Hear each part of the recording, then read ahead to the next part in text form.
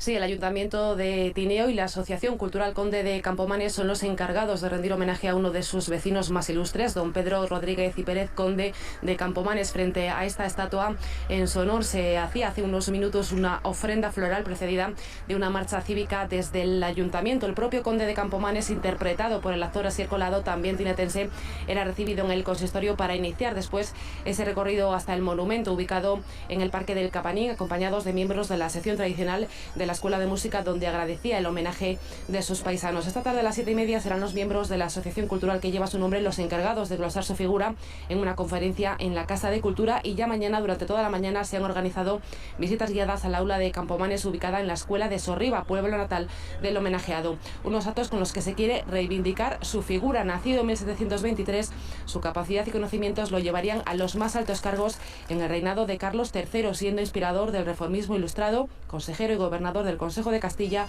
fiscal real de la Cámara de Castilla o ministro de Hacienda.